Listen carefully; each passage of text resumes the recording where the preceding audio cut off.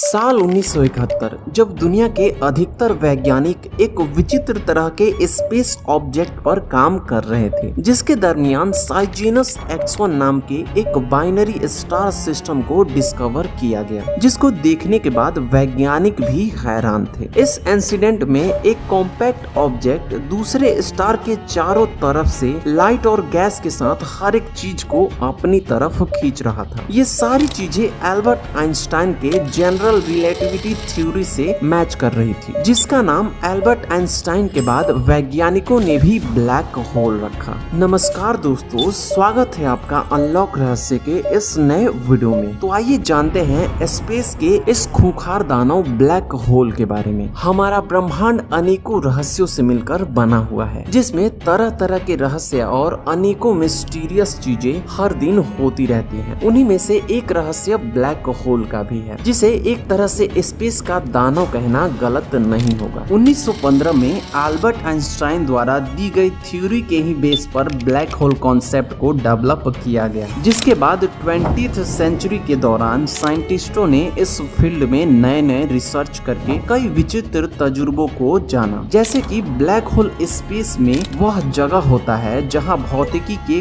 कोई नियम काम नहीं करते हैं, यानी यहाँ समय और स्थान का कोई मतलब ही नहीं रहता। इस जगह पर केवल गुरुत्वाकर्षण और घोर अंधकार का विशाल कुआं मौजूद होता है, जिसमें गुरुत्वाकर्षण शक्ति इतनी ज्यादा शक्तिशाली होती है जिसके आगे सारे कैलकुलेशन फेल हो जाते हैं। इस विशाल स्पेस के दानव के अंदर इतनी ज्यादा गुरुत्वाकर्षण शक्ति होती है जहां प्रकाश का भी बचना इम्पॉसिबल होता है, यानी इसमें जो भी वस्तु गया वो वापस बाहर नहीं आ सकता। हम इसे इस तरह से समझ सकते हैं कि जब हम किसी टॉर्च से निकले प्रकाश को किसी वस्तु पर डालते हैं तो वह प्रकाश उस वस्तु से रिफ्लेक्ट होकर हमारी आंखों पर पड़ता है, तभी वह वस्तु हमें दिखाई पड़ता है। लेकिन ब्लैक होल के मामले में यह बिल्कुल उल्टा होता है। इसमें जो प्रकाश उसके अंदर जाता है वो कभी वापस बाहर आ ही नहीं सकता। वैसे आपको जानकर हैरानी होगी कि एक ब्लैक होल का बनना तभी शुरू होता है जब एक विशाल तारे का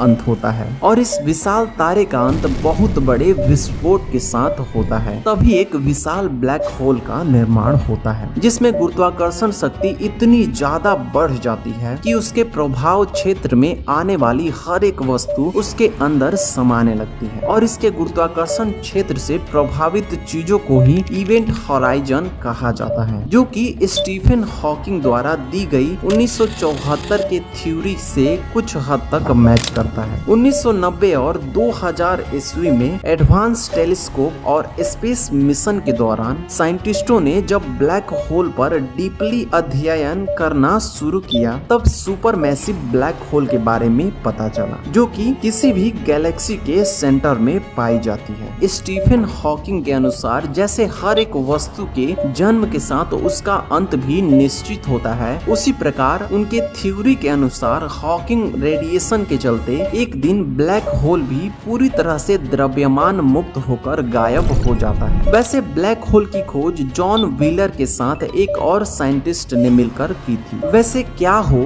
आप किसी दूसरे ग्रह पर जा रहे हो किसी अनोखी दुनिया की खोज में, और स्पेस में तभी किसी विशाल ब्लैक होल की चपेट में आपका स्पेसक्राफ्ट आ जाएगा, तो आपका क्या रिएक्शन होगा? आप हमें कमेंट में जरूर बताएं। और ऐसे ही इंफॉर्मेटिव वीडियो को पाने के लिए इस चैनल को सब्सक्राइब जरूर करके जाएं।